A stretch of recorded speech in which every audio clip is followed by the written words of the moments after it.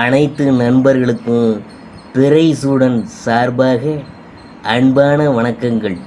இந்த வீடியோ பிடித்திருந்தால் லைக் பண்ணுங்கள், ஷேர் பண்ணுங்கள், கமெண்ட் பண்ணுங்கள், மறக்காமல் சப்ஸ்கிரைப் பண்ணுங்கள். வாங்க வீடியோ பார்ப்போம். நீண்ட நாட்களாக வரம் தேடியும் திருமணம் தள்ளி போகுதா? இந்த 48 நாள் பரிகாரம் உடனே பலன் தரும். ஒரு சிலருக்கு திருமணம் என்பது எத்தனையோ வரன் பார்த்து பரிகார பூஜை எல்லாம் செய்த பிறகுதான் அமையும். ஆனால் ஒரு சிலருக்கோ என்ன காரணம் என்று தெரியாமலேயே திருமணம் தள்ளி போய் கொண்டே இருக்கும். இதனால் தீராத மன உளைச்சல், கவலை ஆகியவை ஏற்படும். எத்தனையோ பரிகாரம் பூஜைலாம் செய்து பலன் கிடைக்கவில்லை. இதனால் தீராத மன உளைச்சல், கவலை ஆகியவை ஏற்படும். எத்தனையோ பரிகாரம் பூஜையெல்லாம் செய்தும் பலன் கிடைக்கவில்லை என்பவர்கள் இந்த மாதிரி பரிகாரத்தை செய்தால் உடனடியாக பலன் கிடைக்கும் என்பது. சிலருக்கு பல காலமாக வரம் தேடி அலைந்தோம், கோயில் கோயிலாக சென்று வழிபட்டோம், ஜோதிடர்கள் சொன்ன பரிகாரம் அனைத்தையும் செய்து வரன் அமையாமல் திருமணம் தள்ளி போவதுண்டு. இப்படி திருமணம் தள்ளி போவதற்கு ஜோதிட ரீதியாக பல காரணங்கள் சொல்லப்படுது. பொதுவாக ஒருவரின் ஜாதகத்தில் கலஸ்தர ஸ்தானம் சரியாக இல்லை என்றால் திருமணத்தில் தாமதம், பிரச்சனைகள்லாம் ஏற்படும். கலஸ்தர ஸ்தானம் என்பது லக்கணத்திற்கு 7வது இடத்தை குறிக்கும். இது திருமணம், கணவன் அல்லது மனைவியை குறிப்பதாகும். மிக முக்கியமான வீடான இந்த 7ஆம் வீடானது பாவ கிரகங்களால் பாதிக்கப்பட்டிருந்தால் அதை கலஸ்தர தோஷம் என்பாங்க. இப்படி கலஸ்தர தோஷம் உள்ளிட்ட எந்த தோஷத்தால் பாதிக்கப்பட்டு அதனால் திருமணம் தள்ளி போகிறது என்றால் இந்த 48 நாள் பரிகாரத்தை செய்தால் நிச்சயம் உடனடியாக பலன் கிடைக்கும்.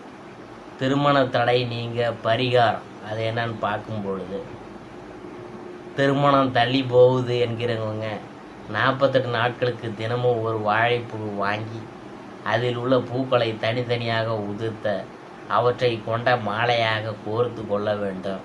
இந்த மாலையை எடுத்து சென்று அருகில் உள்ள பத்திரகாளி அம்மன், பிரத்யங்கரா தேவி அல்லது வராகி அம்மன் கோயில் எதுவாக இருந்தாலும் அங்கு சென்று விரைவில் திருமணமாக வேண்டும் என உங்கள் பெயருக்கு அர்ச்சனை செய்து அம்மனுக்கு மாலையை சாத்த வேணும்.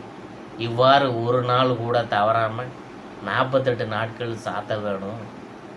வாழைப்பூ பரிகாரம். 48வது நாள் 9 கலசங்களை எடுத்துக்கொண்டு அவற்றில் நவதானியங்களை போட்டு அவற்றின் மீது பச்சரிசியை போட வேணும். அதற்கு மேல் 9 வாழைப்பூக்களை வாங்கி 9 கலசங்களின் மீதும் வைக்க வேணும்.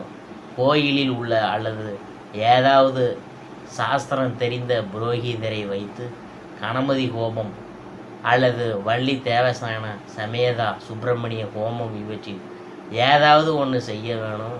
பூஜைகள் அனைத்து செய்து முடித்த பிறகு 9 கலசங்கள் உள்ள வாழைப்பூக்களில் உள்ள பூக்களையும் உதிர்த்து 9 மாலைகளாக கோர்த்து கொள்ள வேணும். இந்த மாலைகளை எடுத்து சென்று அதே அம்மன் கோயிலில் உங்கள் பெயரில் அர்ச்சனை செய்து அம்மனுக்கு சாத்த வேணும். எந்த கோயிலுக்கு செல்ல வேணும். அதன் பிறகு திருச்சி சமயபுரம் அருகில் உள்ள திருப்பஞ்சேலி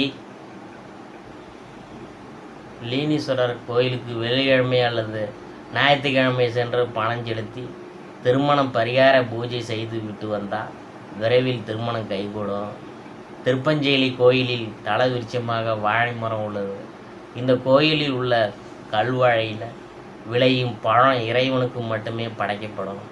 இது சாமானிய மனிதர்கள் உண்ணக்கூடாது. வாழை துளிர்க்காத ஒரே தலம். மற்ற ஊர்களில் வாழை மரத்தை வெட்டினால் அது மீண்டும் துளிர் விட்டு வரும். ஒரு வாழை கன்றினை வைத்தால் அதிலிருந்து பல கன்றுகள் வர துவங்கிவிடும். இதனால் தான் பெரியவர்கள் வாழ்த்தும் போது கூட வாழை உதாரணம் காட்டி வாழையடி வாழையாக என சொல்வாங்க. ஆனால் திருப்பஞ்சேலி தளத்தில் வாழையை வெட்டினால் மீண்டும் துளிர் விடாது. இந்த அதிசயம் இந்த தளத்தில் மட்டுமே நடக்குது. அதனால்தான் இத்திருமண தடை உள்ளவங்க இந்த தலத்திற்கு வந்து வழிபட்டோம்னா விரைவில் திருமணம் நடக்கும் என சொல்லப்படுது.